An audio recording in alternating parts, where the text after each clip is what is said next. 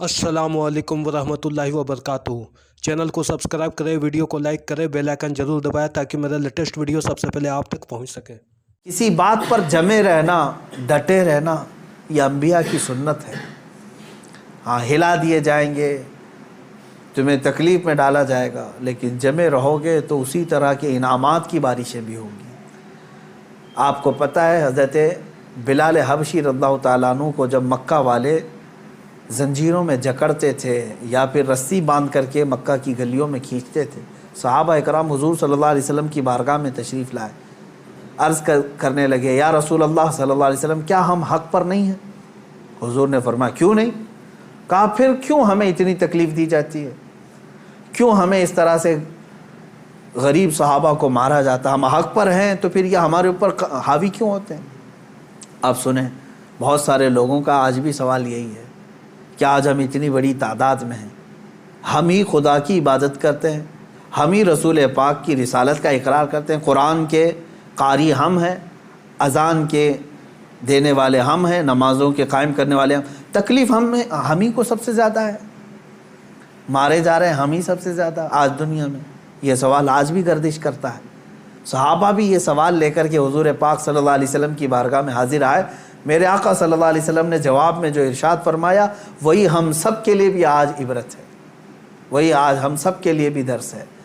हुज़ूर अकरम सल्लल्लाहु अलैहि वसल्लम ने उस सहाबी से फरमाया जिन्होंने सवाल किया, कहा कि अल्लाह तबारक व तआला जिसका जैसा ईमान होता है वैसा इम्तिहान लेता है, और आज तुम लोगों से जो इम्तिहानात लिए जा रहे हैं सहाबा से, हुज़ूर ने फरमाया इससे कई दर्जा कठिन इम्तिहानात अंबिया से लिए गए। हुज़ूर अकरम सल्लल्लाहु अलैहि वसल्लम ने इरशाद फरमाया, अंबिया में से बाज़ वो नबी हैं जैसे हज़रत ज़करिया अलैहिस्सलाम, यहूदियों ने इनके कत्ल का मंसूबा बनाया और इनके पीछे लग गए, यहाँ तक कि आप जान छुड़ाते हुए एक जगह ऐसे आए, अल्लाह के नबी हैं, एक दरख्त के करीब आए, दरख्त से कहा कि तू फट जा, मैं तेरे अंदर दाखिल होता हूँ।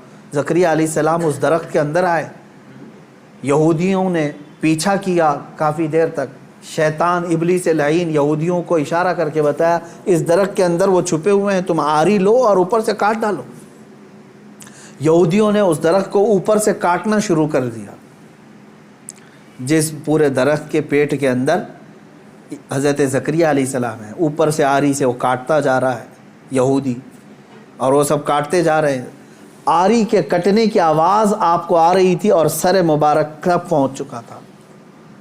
आप आवाज़ निकालते, अल्लाह तबारक व तआला की तरफ से ये हुक्म आया, ऐ ज़करिया सब्र कर जाओ, और अगर इस पर तुमने सब्र नहीं किया तो साबिरीन में से तुम्हारा नाम नहीं आएगा। हज़रत ज़करिया अलैहिस्सलाम खामोश ऐसे रहे कि पूरी आरी ने सर को चीर दिया, बदन को चीर दिया, पूरे जिस्म को चीर दिया, लेकिन आपने आह तक नहीं कहा, उफ़, ये तमाम अल्फाज भी नहीं अदा किए। अहादीस में ये हज़रत ज़करिया अलैहिस्सलाम का इस्तिक़ामत, आप जमे रहे, डटे रहे, कट गए, जिस्म पाक दो अलग अलग टुकड़ों में तब्दील हो गया।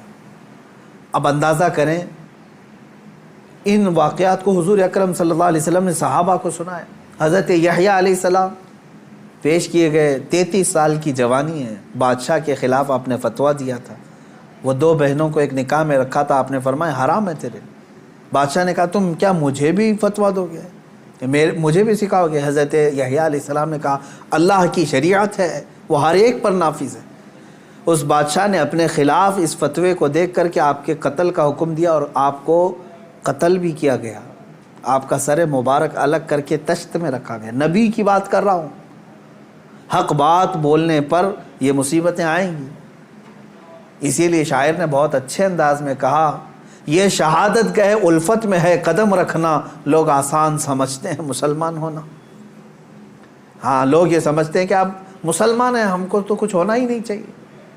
अगर कुछ होना ही नहीं चाहिए तो फिर तुम जो है बहुत ऐश व इशरत में रह रहे हो और अपने ईमान की खैर लो, तुम गुजारे जाओगे अगर इम्तिहानात से, तो अल्लाह रब्बुल इज़्ज़त का शुक्र बजा लाना कि हाँ तुम्हारा ईमान सलामत है और अल्लाह तबारक व तआला तुम्हारा ईमान बुलंद करना चाहता है। क्या अस्हाबे कहफ नहीं आजमाए गए? اصحاب کہف 7 لوگ تھے، ایمان چھپائے ہوئے تھے اور بادشاہ سے ڈر کر کے پھر وہ اپنا شہر چھوڑ کر کے نکل پڑے۔